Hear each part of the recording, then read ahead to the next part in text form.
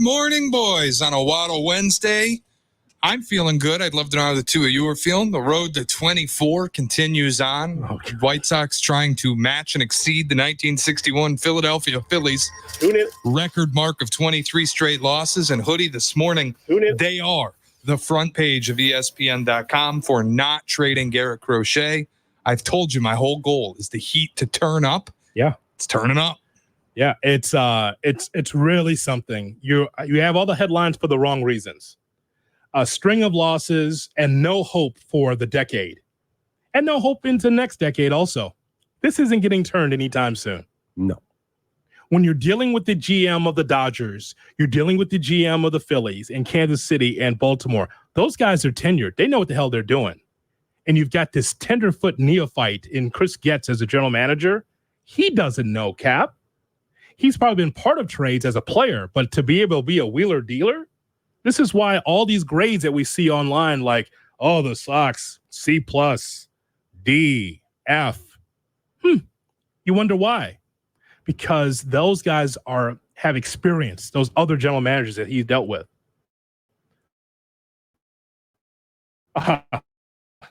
Chris, I'll take Eloy. And they're laughing on the other side of the phone. Laughing. Just to help the kid out. Hey, kid, they just rubbing his hair. It's all right, kid. We'll take Eloy off your hands. I mean, it's just Pleased. Shay's right there, the front page of ESPN.com. But the two baseball analysts that they asked both agreed that it was not the time to trade Crochet. You do it in the offseason because of his demand for an extension and innings limits and the whole deal. And that was what threw a wrench into the plans. So I think he'll be gone this winter. I do too. And there is, we'll ask Waddle about it when he joins us at 8:30. But you're not signing this guy. That's stupid. He's not going to be part of this ball club. Correct, because if you sign him, you're not going to be contending. It's not like you build around this guy. No. By the time you're ready, he's in his 30s. Yep. No. So the Sox, and when he gets to his 30s, the Sox will still be looking in the basement, still looking up at the other teams. They will. Correct. It's just a fact. Will. Yeah. All right, Shay. All right, Bears camp so far has been light on drama, but seems like drama is developing on the offensive line. Nate Davis was in street clothes. Anthony Street Clothes Davis. Meet Nate Street Clothes Davis at practice yesterday. Bears continue to give first-team reps on the offensive line to guys like Coleman Shelton and Ryan Bates amid Nate Davis's absence. Even if he gets healthy, you look at his history as a player, he has never had a season without an injury setback, and there remains the running risk of Tevin Jenkins' health at guard. This is not exactly a bulwark offensive line of healthy guys. Puts the Bears' offensive line depth in question already for me. So shot or no shot, Ryan Poles should sign free agent center Connor Williams and cut bait with Nate Davis. I don't know anything about Connor Williams' health. There's a reason that no one has signed him. There's a reason he's still sitting out on the street when prior to the injury, he was believed to be the number one free agent at his position. So I can't give you an honest answer. If Connor Williams is healthy and a good dude and a good fit in the room and all that, sure, bring him in. But yeah, I would not yet cut Nate Davis. I would not do that. That's a no shot for me, only because is Nate Davis hurt where he won't play in the preseason? I mean, he's just in street clothes now, but I mean, Eberflus made it sound like it was not a major deal and that he will play. Okay, I mean, you know what I care about is when the bell rings. That's what I care about the most. I don't know if he's going to play in the preseason or not. I just know that they feel like he's a veteran with some experience that can help a young quarterback. I just don't want to go through the summer again here in the preseason talking about Nate Davis as a storyline. Either he's going to be a difference maker for the team or he's not. Agreed. But also I'll say this. Nate Davis is not the reason why you win or lose ball games. That's just one position at right guard. I mean, there's a reason why they brought a clown car of offensive linemen in here early to find out who could be on this depth chart. Plus, you're not saving anything on your cap. I think it's a $600,000 saving. That's nothing. So, yeah, no, I'm not. Unless he's a detriment in the room, I'm not doing that. Or hurt. Yeah, if you tell me he doesn't want, he's what's the term? Jaking it. Yeah. He doesn't want to practice and he doesn't want to play. Okay, then make a statement.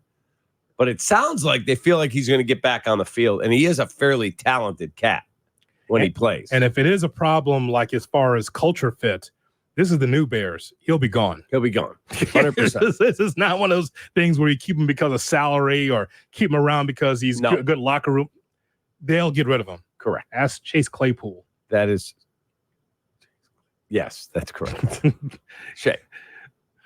All right, Kevin Warren joined Waddle and Sylvie yesterday at Hallis Hall, talked about the future of the stadium plan. Sylvie asked him, how confident are you that you will get a stadium on the lakefront? Here's Kevin Warren. Absolutely. I mean, fortunately, me coming here to the Bears, I was blessed to have the challenge of being involved with an incredible group of people at US Bank Stadium.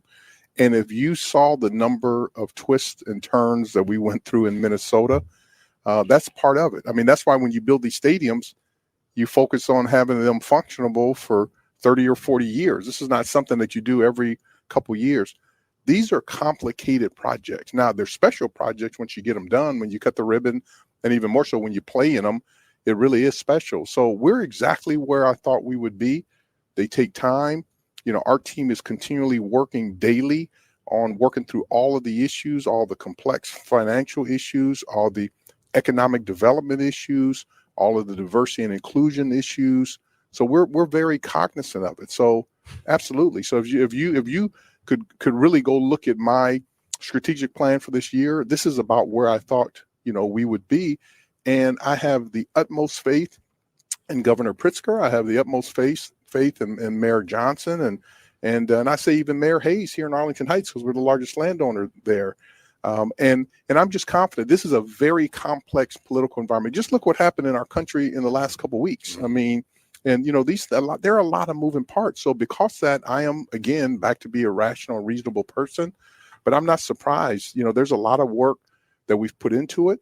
There's a lot of work to be done, and I have the utmost faith that at the appropriate time, we will be able to come together and work something out that's in the best interest of the state of Illinois, in the city of Chicago, our Chicago Bears fans.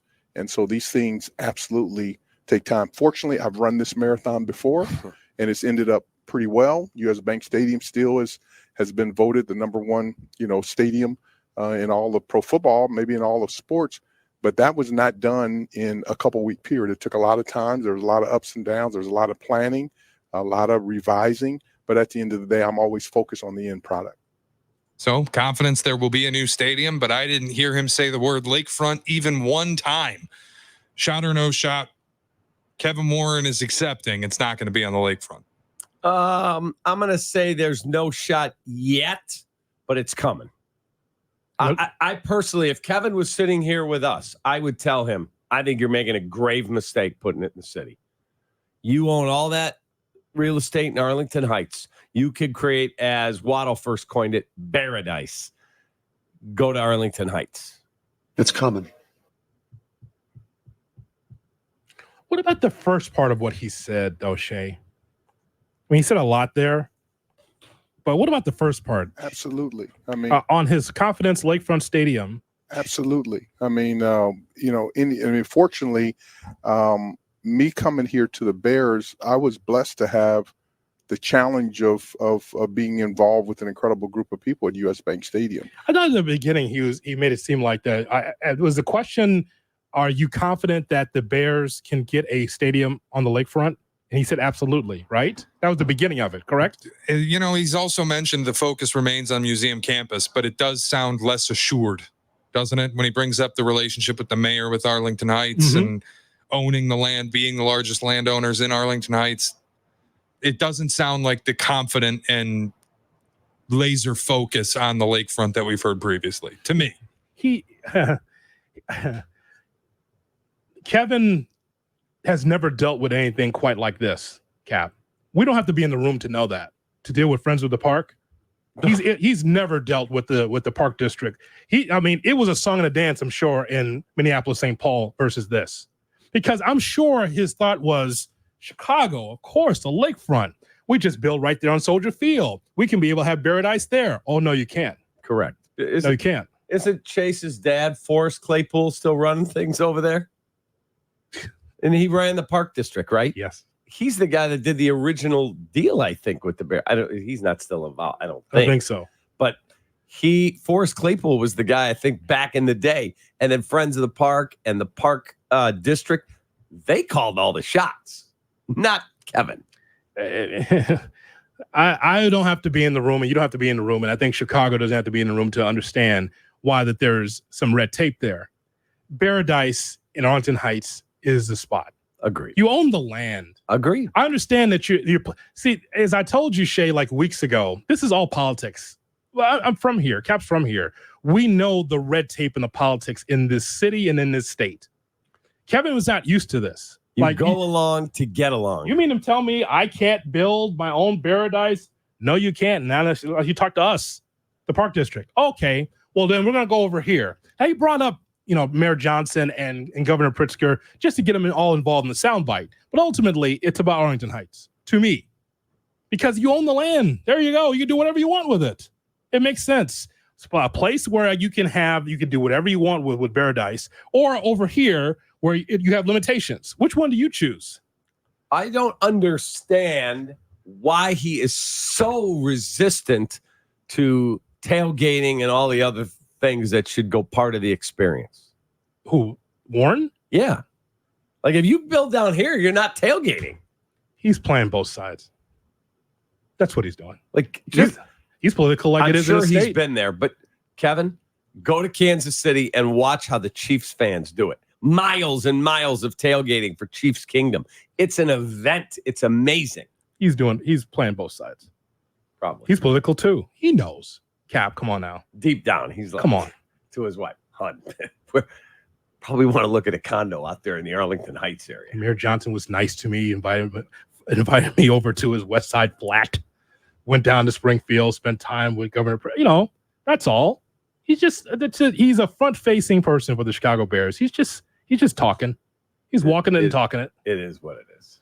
Shay, can you squeeze in one more before around the NFL? Yeah, White Sox ended an era yesterday, sending Eloy Jimenez to Baltimore in a salary dump, finally getting rid of the last vestige of that much maligned Quintana trade. Yuck. Mm-hmm. Regardless, if you're a White Sox fan or a Cubs fan, simple question, shot or no shot? We can all agree that was the worst effing trade in the last decade in this town. I mean, useless. You didn't win it, and I didn't win it either, Cap. That whole thing just sucks. No, but that Quintana trade, and they'll be coming. He helped us get to the 2017 NLCS. Oh, stop. If that team was truly all in, they would have gotten Justin Verlander, who begged to be a Cub. Begged. That's who they would have gotten. Not Quintana because his contract's team friendly. We can go get, guess who they signed? Brandon Morrow. You Darvish. See you later. Thanks for coming. Bad.